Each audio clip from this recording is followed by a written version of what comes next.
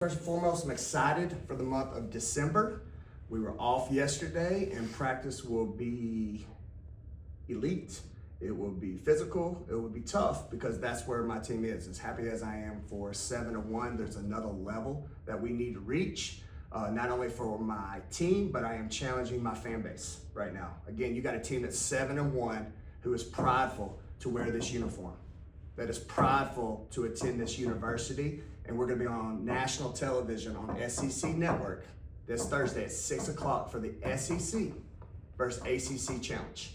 So let's do our part, all right? Let's sell out the bottom bowl, and I promise you today, I'm doing my part to make sure we improve some things that my team needs to do as we continue to progress through the season, but most importantly, play a Pitt team that's gonna wanna represent the SEC. All right, we'll go to Robbie. You're a very positive guy, usually. I've noticed a little something different about you. You've been a little more critical or pushing a little more about this team. Is it because you see the potential in it, or what's kind of your mindset on that? Yeah, 100%. You know, it's today's society, right? I think that you learn over the years, you become wiser, you become smarter, right? There's nothing guaranteed with today's portal. I got 9 months. So I've got to step in the microwave and we got to turn this thing up, right? We're going to celebrate success, but things that we're not, it's my job and my responsibility to address it and change it quick. But also, like I said, practice is going to be intense today. We got to compete. We can't be comfortable. We got to fight for starter time. We got to fight for roles. When you have that, you'll have harder competition, and there'll be certain things that I've noticed on film that we've got to get better at right now. Are we winning? We are. But I understand what's coming down the gauntlet, especially this Thursday, that if I don't address it and punch it in the face, it's going to punch us. And I don't want to have a bad loss that we look at the end of the year and say, damn, we should have done better. So that's what I'm trying to focus on right now. Okay, we go Sam. Yeah, just a month into the season, how do you just feel about the development of the team right now and where you guys are? Yeah, so there's a lot of positives, right? One, you got to find a way to win. You look at, again, I keep on saying, trying to educate you all and our fan base. Davidson was a big win, right? You look what happened at Thanksgiving. They went and played Baylor, who's number 17 in the country, and took them to overtime. They should have beat them, right? They should have beat Miami, who I think is still undefeated. They might have 1 loss. They only lost by 6. So for us to take care of them at home, that's a huge win that'll come back later. MTSU is a huge win, right? They're a team that knocks off Power 4 teams every year. They have a winning history, and so for us to handle them well was huge. And then you look at Texas Tech and our 1 loss. Obviously, you give a lot of credit for them because they won the game, but that's just a game we could have won. But they're still undefeated. They're playing well.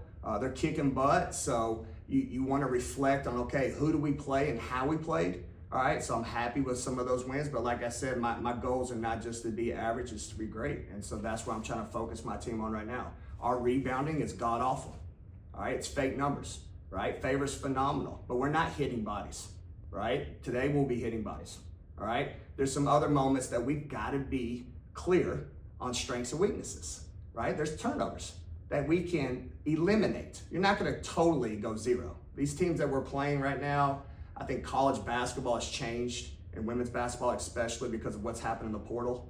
People like these lower level teams that we're playing are losing their bigs because they're getting bought out. So you're seeing more running jumps, chaotic basketball because that's the only way these teams can win. So turnovers are gonna occur because teams are committed to that style of play for 40 minutes. But then there's some other things that when we have certain breaks, some kids can bring up the floor, some can't. Some need to understand they need to make the pass. Some kids need, like Destiny, needs to take on a stronger role of enforcing shots. Like when she's going without having her number called, we're a different team. So those are just a few examples that I've got to do to help my team understand. Yes, celebrate the past, but we got another level we got to reach in December. Jacob. What have you seen from this Pitt team, and how can they challenge you guys this Thursday?